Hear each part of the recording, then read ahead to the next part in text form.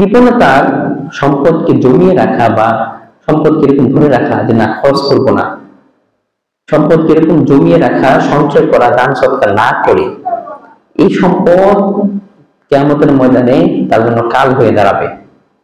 কোরআন থেকে 5টা উদাহরণ, 5টা পরিণতি বলবো, শাস্তি বলবো, হাদিস থেকে 5টা শাস্তি বলবো কৃপণতা।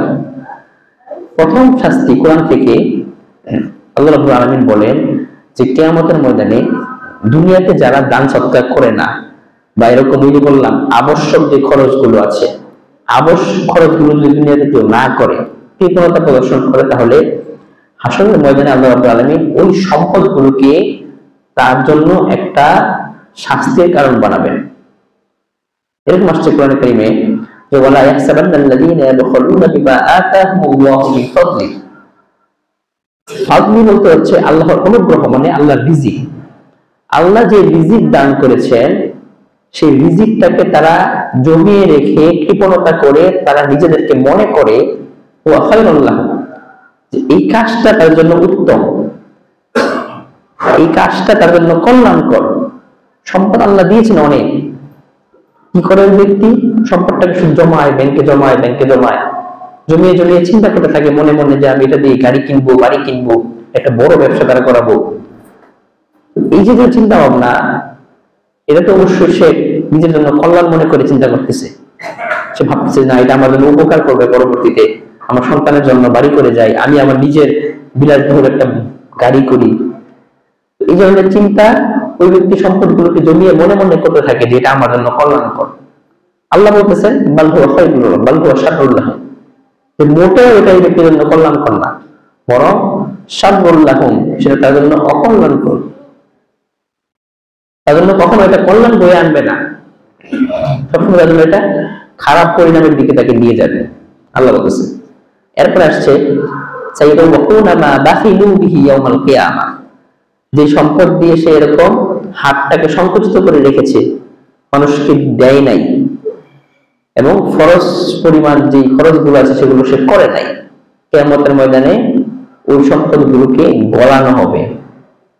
স্বর্ণ যেরকম গলানো হয় এরকম সম্পদগুলো বা যেরকম সম্পদগুলোকে পুরো সমস্ত সম্পদগুলোকে গলানো হবে, গলিয়ে ওই সম্পদগুলো দ্বারা একটা বিষাক্ত সাপের রূপ ধারণ করা হবে। কোরআন কারীমে একটু অস্পষ্ট ভাবে আসছে, কিন্তু হাদিসে পরে এই বিষয়টা আরো ক্লিয়ার ভাবে আসছে। কোরআন কারীমে এরকম ভাবে আসছে যে সাইয়্যিদুনা মা বাখিলু বিহি ইয়াউমাল কিয়ামা, কিয়ামতের ময়দানে তার ওই সম্পদগুলোকে আল্লাহ রাব্বুল আলামিন তার গলার মধ্যে পেঁচাবেন। শুধু কোরআনে এতটুকু আসছে যে গলার মধ্যে পেঁচাবে, কিন্তু হাদিসের দিকে নজর দিলে গলার মধ্যে পেঁচাবে, কি পেঁচাবে, কি দিয়ে পেঁচাবে, এটা আরো ক্লিয়ার ভাবে পাওয়া যায়। হাদিসে আসছে এরকম, আল্লাহ হাবিব বললেন যে আকরা লাহু দাবিবাতান, ওই সম্পদটাকে একটা সাপের রূপ দেওয়া হবে, যে সাপের চোখ থাকবে এরকম কপালে, সাধারণ সাপের চোখ এরকম যেখানে থাকে সেখানে না, চোখ থাকবে এরকম মাথার উপরে এখানে।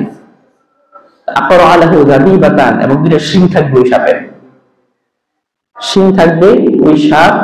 সাইয়্যিদুনা মা বাখিলু, ওই সাপটা তার পুরো শরীরকে পেঁচিয়ে ধরবে, পুরো বডিকে এরকম পেঁচিয়ে ধরে সাপের যে মুখটা আছে এই মুখটা এরকম সামনে এরকম ছবল মারবে, একটা একটা মুখের মধ্যে ছবল মারবে আর বলবে আনা মালুকা ওয়া আনা কানজুকা, আমি তোমার সম্পদ, দুনিয়াতে যেটাকে তোমরা জমিয়ে রেখেছো, ওয়া আনা কানজুক, আমি তোমার সঞ্চয়। তো দেখেন হাদিস শরীফে কিন্তু আরো বিস্তারিত আসছে, ওই সাপটা কতটুকু লম্বা হবে, কেমন কি হবে, তো এত বিস্তারিত বলার সময় নেই। এটা হচ্ছে কৃপণতার পরিণাম। সম্পদ যারা এরকম জমিয়ে রাখে, আটকে রাখে, যাকাত দিচ্ছে না, হজ ফরজ হয়ে পড়ে আছে, বছরের পর বছর হয়ে গেছে, হজের খবর নাই, আত্মীয়তা সম্পর্ক রক্ষা করা এটাও কিন্তু এক পর্যায়ের ফরজ। আত্মীয়তা সম্পর্ক রক্ষা করেন, আত্মীয়কে দেখে না, জীবনে একটা ফোন দেয় না, দুঃখে সুখে কোথাও সামিল হচ্ছে না, বাবা মাকে দেখতেছে না, স্ত্রী সন্তানের ভরণ পোষণ পরিপূর্ণভাবে দিচ্ছে না, এই যে সব ধরনের এই যেগুলো ফরজ, যে খরচগুলো আছে, এগুলো যদি কেউ পালন না করে তাহলে 1 নম্বর শাস্তি হচ্ছে এটা, যে কিয়ামতের ময়দানে, হাসরের ময়দানে এগুলো সাপ বানিয়ে তাকে এটাকে দংশন করানো হবে। 1 নম্বর পরিণাম। দ্বিতীয় পরিণাম হচ্ছে সম্পদ যদি কেউ কৃপণতা করে, এই কৃপণতা হচ্ছে এক প্রকার কুফরি। কুফরি কোনটাকে বলে? আল্লাহকে অস্বীকার করা সরাসরি। আমরা তো মুসলমান, আমরা তো কখনো এটা করতে পারি না। তবে কৃপণতার মাধ্যমে মানুষ এক প্রকারের কুফরি করে থাকে, সে ইচ্ছা করে না, কৃপণতা করলেই অটোমেটিক তার দ্বারা কুফরি হয়ে যায়। কত ব্যাপক কথা। কোরআনে আসছে আল্লাহ বলতেছে যে আল্লাযীনা ইয়াবখুলুনা ওয়া ইয়া'মুরুনা আন-নাসা বিল বুখল, যারা কৃপণতা করে এবং মানুষদেরকে কৃপণতা করতে আদেশ করে। মানুষদের কৃপণতা করতে কি আদেশ করে, এটা আবার ভিন্ন জিনিস। মনে করেন আমি বলছি যে শরীয়ত নির্ধারিত জায়গাগুলোতে খরচ করা এটাকে কৃপণতা বলে না, বরং শরীয়ত বহির্ভূত জায়গায় খরচ করলে সেটাকে কৃপণতা বলে। বা শরীয়ত নির্ধারিত যে সমস্ত জায়গাগুলো খরচ করতে বলা হয় সেখানে খরচ না করা, এটাই মূলত কৃপণতা। এখন কেউ চিন্তা করতেছে যে না, কিছু টাকা আমি মসজিদে দান করব, বা মসজিদের নির্মাণ কাজের জন্য আমি 2-3 লাখ টাকা আমি দিব। হঠাৎ করে আপনার ফ্রেন্ড বা একজন শুভাকাঙ্ক্ষীর সাথে দেখা হয়ে গেল, সে বললো যে এখানে ফ্ল্যাটের রেট কম আছে, টাকাটা বিনিয়োগ করে দাও, একটা ফ্ল্যাটের বুকিং দিয়ে দাও। এই যে একটা বিষয়, টাকাটা আপনি মসজিদ দেওয়ার জন্য নিয়োগ করেছিলেন, তার কথা শুনে আপনি টাকাটা নিয়ে আবার ওই ফ্ল্যাটের জন্য বুকিং দিয়ে দিলেন। এই যে একটা বিষয়, তাহলে এটা হলো কি, সে নিজেও কৃপণতা করলো, আপনাকেও আমার রকম বিল বুখলি কৃপণতার জন্য আদেশ করলো। যদি এটা করে ওয়ায়াতুমুনা আন-নাসা বিল বুখল ওয়া আ'তাদনা লিল কাফিরিনা আযাবান আলীমা, আল্লাহ বলছেন কাফেরদের জন্য, যারা কুফরি করেছে তাদের জন্য রয়েছে যন্ত্রণাদায়ক শাস্তি, যেটা আমি তাদের জন্য প্রস্তুত করে রেখেছি।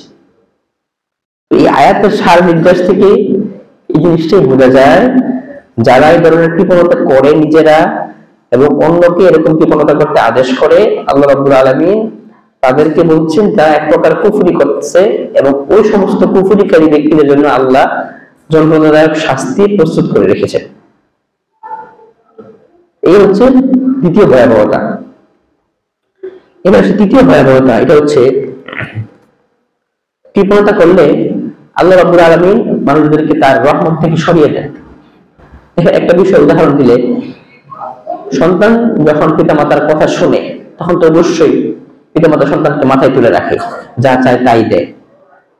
কিন্তু একটা সময় আছে এমন, যখন সন্তান পিতামাতার কথা শুনে না, পিতামাতা বলতে বলতে বলতে বলতে একদম পেরেশান, তারপরও কথাবার্তা শুনে না, মানে পিতামাতা একদম তার আশা ছেড়েই দিয়েছে।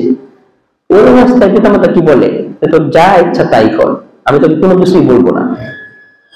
এই যে পিতামাতা যা ইচ্ছা তাই কর, আমি তোকে কোনো কিছু বলবো না, এটা কি তার জন্য স্বাধীনতা? তার জন্য এটা স্বাধীনতা না, তার জন্য একটা অভিশাপ। এটা পিতামাতা একটা অভিশাপ, তার জন্য তুই যা ইচ্ছা তাই কর। আল্লাহ রাব্বুল আলামিন ঠিক একই বিষয় বলতেছেন যে যারা কৃপণতা করে আল্লাহ তাদেরকে ডোন্ট কেয়ার, ছেড়ে দিয়েছেন যে তার যা ইচ্ছা তা কর। আল্লাযীনা ইয়াবখুলুনা আন-নাসা ওয়া ইয়া'মুরুনা আন-নাসা বিল বুখল, তারা নিজেরা কৃপণতা করে, মানুষদের কৃপণতা করতে আদেশ করে। আল্লাহ বলছে ওয়া মান ইয়াতাওয়াল্লা ফাইন্নাল্লাহা হুয়াল গনিয়্যুল হামিদ, ওই ব্যক্তিরা খরচ করুন বা নাই করুন, আল্লাহ তাদের সম্পর্কে কোনো খবর রাখেন না, বা আল্লাহ তাদের মুখাপেক্ষী না। আল্লাহ নিজেই সবকিছুর ক্ষমতাবান এবং নিজেই প্রশংসিত। এই ব্যক্তিরা তাদের সম্পদ খরচ করে আল্লাহ প্রশংসা করার কোনো দরকার নাই, মানে যা ইচ্ছা সে তাই করতে পারে, খরচ করুক সম্পদ বা জমিয়ে রাখুক, যা মন চায় তাই করুক, এখানে আল্লাহ রাব্বুল আলামিন তার থেকে মুখাপেক্ষী। এটা হচ্ছে 3 নম্বর ভয়াবহতা, যদি কেউ কৃপণতা করে। 4 নম্বর হচ্ছে আল্লাহ রাব্বুল আলামিন শুধু সরাসরি কুফরের একটা বিষয় আছে, যেটা শুরুতে বললাম, ওটা হচ্ছে আল্লাহর সাথে অগোচরে কুফরি হয়ে যায় কোনো না কোনো ভাবে। আর এটা হচ্ছে সরাসরি আল্লাহর সাথে কুফরি করা। একটা মানুষ, মুসলমান তো কখনো এই কাজ করতে পারে না, সরাসরি আল্লাহর সাথে কুফরি কিভাবে করবে? কিন্তু আল্লাহ হাবিব সাল্লাল্লাহু আলাইহি ওয়াসাল্লাম বা আল্লাহ রাব্বুল আলামিন কোরআনে কারীমে এই বিষয়টা ক্লিয়ার করে গেছেন যে কৃপণতা যদি কেউ করে তাহলে সে যেন সরাসরি আল্লাহর সাথেই কুফরি করবে। কিভাবে? অমিনহুম মান আহাদাল্লাহ, কিছু লোক আছে দেখবেন, অমিনহুম মান আহাদাল্লাহ লা ইন আতানা মিন ফাদলি লানাসাদদাকনা ওয়া লানাকুনা মিনাস সালিহিন। কিন্তু সুন্দর আল্লাহ বলেছে বিষয়টা। দেখেন, কেউ কেউ আছে যে মনে মনে ভাবে, একজন ধনী লোককে দেখে যে ওই ধনী লোক সম্পদ আছে, প্রচুর পরিমাণে মসজিদ মাদ্রাসায় দান করে, ভালো ভালো কাজের মধ্যে তার সম্পদকে সে কাজে লাগায়। তো আরেক ব্যক্তি হিংসা করে, ঈর্ষা করে, আল্লাহ যদি আমাকে সম্পদ দিত আমি এর থেকে বেশি দান করতাম। অনেকে মনে কিন্তু এরকম আসে যে দেখবেন যখন সামনে কোনো বড় দানশীল দেখেন বা ওয়াজ মাহফিলে দেখেন যে ওই ব্যক্তি অত লাখ টাকা মসজিদ মাদ্রাসার জন্য দিয়ে দিয়েছে, তো এই ধরনের কথা যখন শুনবেন স্বাভাবিকভাবে আপনার মনে আসবে যে আজকে যদি আমার থাকতো আমিও দিতাম। হতে পারে, এটা মানুষের স্বাভাবিক গুণ।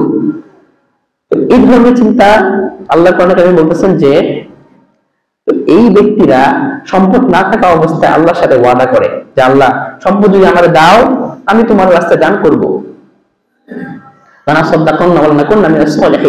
এবং আমি সৎকর্মশীলদের অন্তর্ভুক্ত হব, আমাকে সম্পদ দাও। এরপরে এরপর আল্লাহ রাব্বুল আলামিন তার দোয়া কবুল করেন, করার পর তাকে সম্পদ দেন। সম্পদ দেওয়ার পর ওই ব্যক্তি বাখিলু বিহি ওয়া তাওয়াল্লাউ আনহু মুরিদুন, সম্পদ দেওয়ার পর আবার কৃপণতা শুরু করে, বলে যে সম্পদ কম হয়ে গেছে, সংসার চলে না, আমাকে অমুক জায়গায় টাকা ইনভেস্ট করতে হবে, ইনভেস্ট করে রাখছি সেখান থেকে আমার লাভ আসতেছে না, নানা অজুহাত দিয়ে শুরু করে কৃপণতা। ওয়া তাওয়াল্লাউ আনহু মুরিদুন, আল্লাহর সাথে ওয়াদাবদ্ধ হওয়ার যে বিষয়টা, সেই ওয়াদা থেকে সে বিমুখ হয়ে যায়। এর দ্বারা কি হয়? ফাআকাবাহু নিফাকান ইলা ইয়াউমি ইয়ালকাউনাহু, কিয়ামতের ময়দানে যেদিন আল্লাহর সাথে সবাই মিলিত হবে, একত্র হবে সবাই, সেই দিন ফাআকাবাহুম, তার এই কপটতার কারণে, তার এই কথা না রাখার কারণে আল্লাহ রাব্বুল আলামিন তাকে শাস্তি দিবেন। ওয়াদুহু মাই আখলাফাল্লাহু আলাইহি ওয়াদুহু মা ইয়াকযিবুন, তাদের এই কথা না রাখার কারণে আল্লাহ রাব্বুল আলামিন তাকে যন্ত্রণাদায়ক শাস্তির সম্মুখীন করাবেন। এটাও কিন্তু আল্লাহর দরবারে এক প্রকার কুফরি। আল্লাহর সাথে ওয়াদা করলো, আল্লাহকে অস্বীকার করলো, আল্লাহর এই ওয়াদার সাথে সে অস্বীকার করলো। 4 নম্বর। এবার 5 নম্বর হচ্ছে দুনিয়াটা ওই ব্যক্তির জন্য সংকীর্ণ হয়ে যায়। দুনিয়াতে সমস্ত কাজ আছে, যত কাজ সে দুনিয়াতে গুছিয়ে রেখেছে, মনে করেন কোথাও একটা জায়গায় তার বিজনেসের অ্যাপ্রুভাল আটকে আছে, তো সে যদি কৃপণতা করে, আল্লাহ বলছেন যে সেই অ্যাপ্রুভালটা তার জন্য আসা সহজ ছিল, কৃপণতার জন্য আল্লাহ তাকে কঠিন করে দিবেন ইচ্ছা করে। এরকম আসছে যে আল্লাহ রাব্বুল আলামিন যাকে দেন বা যে এরকম দান খয়রাত করে, তার মনের ভিতরে তাকওয়া আছে, সে আল্লাহকে ভয় করে বিদায় মানুষকে দান করে, আল্লাহর রাস্তায় দেয়।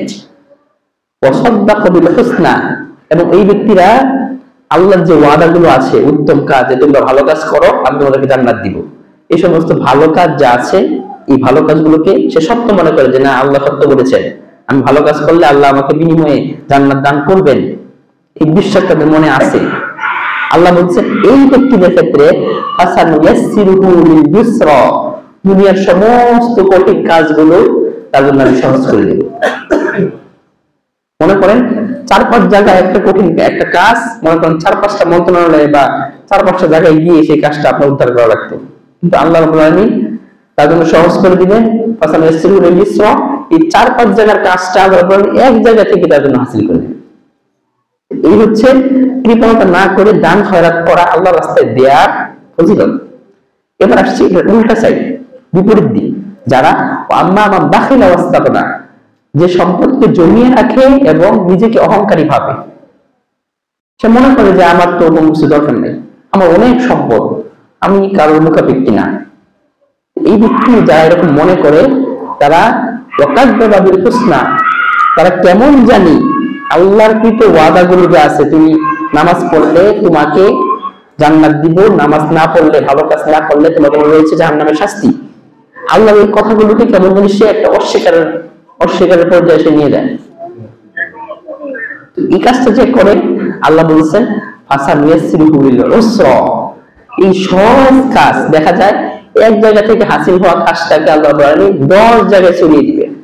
জুতা ঘষতে ঘষতে জুতা নিচে সল্ট উঠে যাবে, পা তুলে ছুটে যাবে, তারপরে দেখবেন তার কাজ সেখান থেকে উদ্ধার হবে না। আল্লাহ ইচ্ছা করে তার জন্য কাজটা কঠিন করে দিবে। এই হলো কোরআন থেকে 5টা, হাদিস থেকে 5টা বড় সময় হবে না, সংক্ষিপ্ত করে কয়েকটা বলি। একটা হচ্ছে পূর্ববর্তী অনেক জাতি এরকম আছে যারা কৃপণতার কারণে ধ্বংস হয়েছে। হাদিস শরীফে এরকম আসছে, আল্লাহ রাসূল সাল্লাল্লাহু আলাইহি ওয়াসাল্লাম বলতেছেন যে আইন্নামা মান কানা ক্বাবলা ইয়াকুম ওয়াশ-শুহা তোমরা নিজেরা কৃপণতা নামক অভিশাপ থেকে বাঁচো, কারণ ফাইন্নাহু মান কানা ক্বাবলাকুম কানা ফাসাবাকু, যে পূর্ববর্তী অনেক উম্মত এই কৃপণতার কারণে তারা ধ্বংস হয়ে গেছে। আল্লাহ তাদের নাম ও নিশান মুছে দিয়েছেন। ঠিক ওই মুনাফিকের অবস্থা, বলে সম্পদ দাও, দান করব, আল্লাহ দিলে আর দান করার খবর নেই। এই জন্য এটা হচ্ছে কৃপণতা হচ্ছে ধ্বংস হওয়ার একটা রাস্তা বা ধ্বংস হওয়ার একটা খারাপ দোষ। এরপরে আরো একটা আছে যে কৃপণ ব্যক্তির সকাল শুরু হয় আল্লাহর ফেরেশতাদের অভিশাপ দিয়ে। বুঝেন কথাটা কত বড়? সকাল শুরু, সকাল মানে সকালে উঠছেন ফজর নামাজের জন্য, ওই অবস্থায় আপনার যদি কোন মানুষ এসে বলে তুই ধ্বংস হ, তুই মরে যা, তুই রাস্তাঘাটে গিয়ে অ্যাক্সিডেন্ট কারেন্ট নিচে চলে যা, এই ধরনের কথা যদি আপনাকে এসে কেউ বলে ফজরের পরে বা ফজরের আগে উঠলে, কেমন লাগবে আপনার? ঠিক দুজন ফেরেশতা আপনি যখন ঘুম থেকে উঠেন বা কৃপণ ব্যক্তি যখন ঘুম থেকে উঠে তার মাথার সামনে এসে ধরনের দোয়া করতে থাকে, শুনতে কেমন লাগে বিষয়টা? হাদিসে এরকম আসছে যে মা মিন আবদিন ইউসবিহুল ইয়াউমা ফিহি, কোন বান্দা, কৃপণ বান্দা যখন রাত্রি যাপন করে সকালে উঠে, ওঠার পর ইল্লা মালাকা ইয়ানজিলানি, দুজন ফেরেশতা আসমান থেকে নামে, নামার পর ওই ব্যক্তির কাছে গিয়ে দোয়া করতে থাকে আল্লাহুম্মা আতি মুনফিকান তালাফা, হে আল্লাহ এই ব্যক্তি যদি দানশীল হয়ে থাকে, তোমার রাস্তায় যদি খরচ করার লোক হয়ে থাকে, তাহলে তার সম্পদ তুমি আরো বাড়িয়ে দাও, তাকে তুমি সর্বপ্রকার ভালোবাসা করে রাখো, এই ধরনের দোয়া করে। আবার আরেকজন যে ফেরেশতা আসে, ওই ফেরেশতা আরেকটা দোয়া করে, সে বলে আল্লাহুম্মা আতি মুমসিকান তালাফা, হে আল্লাহ এ যদি কৃপণ হয়ে থাকে এর সমস্ত সম্পদ তুমি ধ্বংস করো, একেও ধ্বংস করো। তো সকাল শুরু হয় অভিশাপ দিয়ে, কৃপণতার ভয়াবহ পরিণাম। সর্বশেষ যেটা আমি বলবো এটা হচ্ছে আল্লাহ রাব্বুল আলামিন বলছেন যে কৃপণতা যে করবে ওই ব্যক্তি কখনো জান্নাতে প্রবেশ করবে না। এই হচ্ছে সব থেকে গুরুত্বপূর্ণ বা ভয়াবহ পরিণাম বলতে গেলে। দুনিয়াতে আমরা যত কাজ করতেছি, ভালো কাজ করতেছি, আমাদের সবকিছুর মূলে আছে কি? জান্নাত, যে আমরা একদিন জান্নাতে প্রবেশ করব, সরাসরি আল্লাহর সাথে সাক্ষাৎ করব। কারণ আল্লাহ বলছেন যে ইশতারা বিহায়াতি সামানান কলিলা, যে দুনিয়ার আল্লাহ আমাদের থেকে আমাদের জান এবং মালকে কিনে নিয়েছেন জান্নাতের বিনিময়ে। কোরআন কারীমে আছে এই আয়াতটা যে মিন নাফসি ওয়াল মালি, আল্লাহ রাব্বুল আলামিন আমাদের জান এবং আমাদের মাল, সম্পদ এবং আমাদের জীবন জান্নাতের বিনিময়ে আল্লাহ ক্রয় করেছেন, কিনে নিয়েছেন। যেহেতু আল্লাহ কিনে নিয়েছেন, তো যে কিনে নেয় সেই তো প্রকৃত মালিক। সে ইচ্ছা করলে গরুর মতো খাটাইতে পারে, গাধার মতো খাটাইতে পারে, যা ইচ্ছা করতে পারে। তো আল্লাহ রাব্বুল আলামিন আমাদেরকে দিয়ে যা ইচ্ছা করাবেন, কিন্তু আমাদের কোনো ইচ্ছা থাকতে পারে না। কেন থাকবে না ইচ্ছা? কারণ এর বিনিময়ে আল্লাহ রাব্বুল আলামিন হাসরের ময়দানে আমাকে জান্নাত দিচ্ছেন, আপনাকে জান্নাত দিচ্ছেন। এটা হচ্ছে কৃপণতা না করার সবথেকে মূল যে বিষয়টা। কৃপণতা করবেন না কেন? কারণ আল্লাহ রাব্বুল আলামিন জান্নাতে প্রবেশ করতে পারবেন না। হাদিসে এরকম আসছে যে লা ইয়াদখুলুল জান্নাতা বাখিল, বাখিল শব্দ হচ্ছে কৃপণ। কৃপণ লোক কখনো জান্নাতে প্রবেশ করবে না। এই জন্য এই কৃপণতা নামক খারাপ যে দোষটা আছে, আল্লাহ আমাদের সকলকে এই খারাপ দোষটা থেকে যেন আমরা বেঁচে থাকতে পারি, আমাদের সম্পদগুলোকে যেন কৃপণতা নামক এই ভাইরাস যেন না ধরে, আমাদের সকলকে আল্লাহ তৌফিক দান করুন।